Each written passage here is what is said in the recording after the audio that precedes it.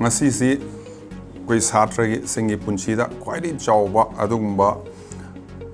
test ꯍꯥꯏꯇꯥꯔꯦ exams ꯑꯩꯈꯣꯏꯅ ꯃꯌꯥꯝꯅ ꯃꯦꯇ꯭ꯔꯤꯛ ꯄꯔꯤꯈꯥ ꯍꯥꯏꯅꯕ ꯕꯣꯔꯗꯀꯤ ꯑꯦꯛꯖꯥꯝꯁꯨ ꯍꯥꯏꯅꯕ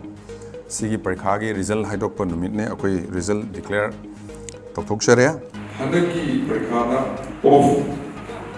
25 ꯍꯥꯏꯗꯤ ꯔꯦꯡk ꯍꯣꯜꯗꯔ 15 ꯄꯣꯖꯤꯁꯟ 15 ꯐꯥꯎꯒꯤ ꯃꯅꯨꯡꯗ first, second, third ahumsi first taabase Reshmi Nandaiba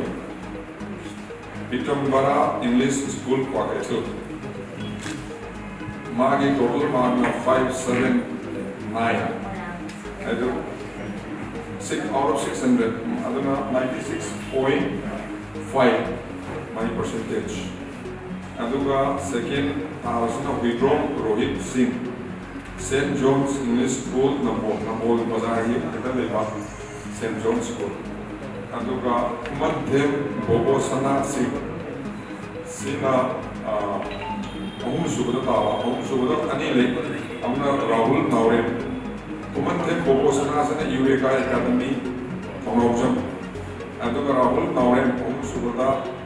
subada ani subada isna Naurem Jibol Singh Catholic School Kanchipur Satra Singda aina wish tawjaningbadi appear toba satra khudingmak ai tarapdagi yaifamangol pizari hanaki results yengurakanda 65.34 pass percentage mamangi chahidagi khara anthe 9 point gum anthe ado pass toba khudingmak position lepa khudingmak po aina yaifamangol pizari aduga ngamhugdaba laibak thibadi lehoraba ai satra satri sing jaisu sing musu yaifamangol pizari koi punsida a saying goes hainabam lay madudi there are no failures in life ta fail oi bhai bise leite only lessons to be learned so akoi satra satri sing parents sing oja sing na soi gibdu kari no hani yenga mathang ramona we have to bounce back again saying amasu lay madudi a person who falls and gets up is stronger haina